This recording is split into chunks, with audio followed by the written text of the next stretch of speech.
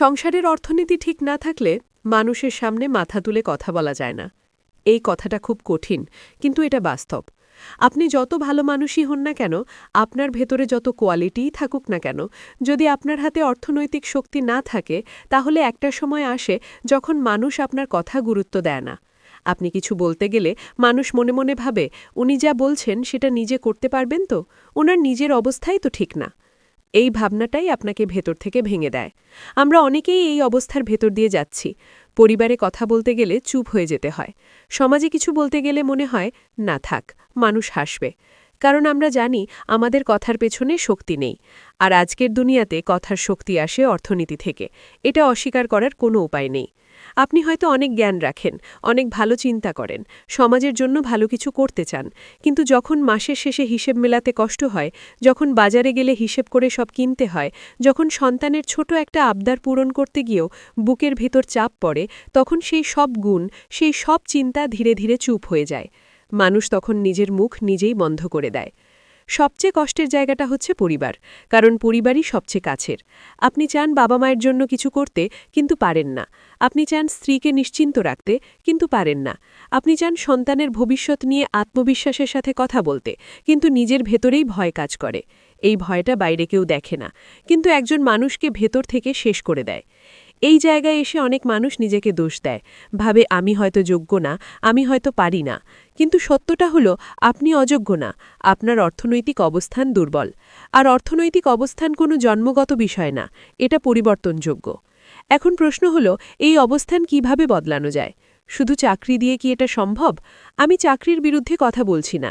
চাকরি দরকার, চাকরি সম্মানজনক, কিন্তু চাকরি আপনাকে সারভাইভ করায়, সবসময় গ্রো করায় না। চাকরিতে আপনার আয় নির্দিষ্ট, আপনার সিদ্ধান্ত নেওয়ার ক্ষমতা সীমিত।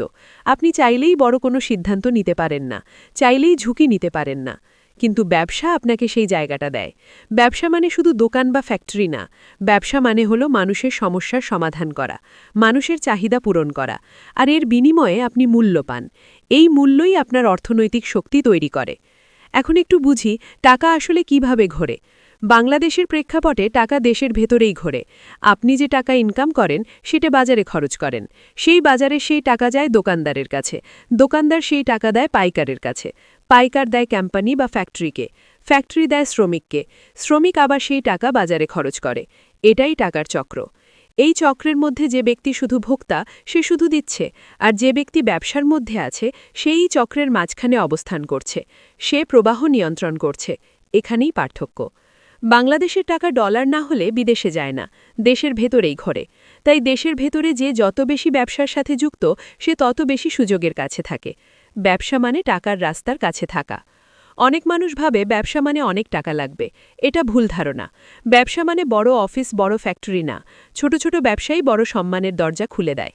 দোকানে দোকানে সাপ্লাই, কৃষিপণ্য কেনাবেচা, ছোট home based product, online service, এই সবই ব্যবসা। যখন ধীরে ধীরে আপনার নিজের আয় তৈরি হয়, তখন একটা জিনিস পরিবর্তন হয়। আপনার কথা বলার ভঙ্গি বদলে যায়। আপনি আর ভয়ে কথা বলেন না। আপনি আর মাথা নিচু করে কথা বলেন না। কারণ আপনি জানেন আপনার কথার পেছনে বাস্তবতা আছে। টাকা এলে মানুষ বদলে যায় না, মানুষের আসল রূপ বের হয়ে আসে।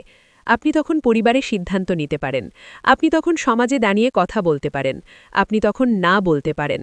এই না বলার ক্ষমতাটাই আসল শক্তি। এই ভিডিওটা যদি আপনার মনে একটুও হলেও নাড়া দিয়ে থাকে, তাহলে একটা কথা মনে রাখবেন, আপনি একা না। এই অবস্থার ভেতর দিয়ে লাখ লাখ মানুষ যাচ্ছে। পার্থক্য শুধু একটাই, কেউ সিদ্ধান্ত নেয়, কেউ নেয় না। আজ আপনি চুপ থাকতে পারেন, কিন্তু চুপ থাকাটা আপনার নিয়তি না। আপনি চাইলে এই অবস্থান বদলাতে পারেন। একদিনে না, এক মাসে না, কিন্তু সঠিক পথে হাঁটলে একদিন অবশ্যই। নিজের অর্থনীতির দায়িত্ব নিজেকে নিতে হবে, কারণ আপনার সম্মান, আপনার পরিবারের শান্তি, আপনার ভবিষ্যৎ, সবকিছুর মূলে আছে আপনার অর্থনৈতিক শক্তি। আজ এখানেই শেষ করি। নিজের ভেতরে একটা প্রশ্ন রেখে যান, আমি কি সারা জীবন শুধু ভোক্তা হয়ে থাকব, নাকি এই চক্রের ভেতরে ঢুকে নিজের জায়গা তৈরি করব? সিদ্ধান্ত আপনার।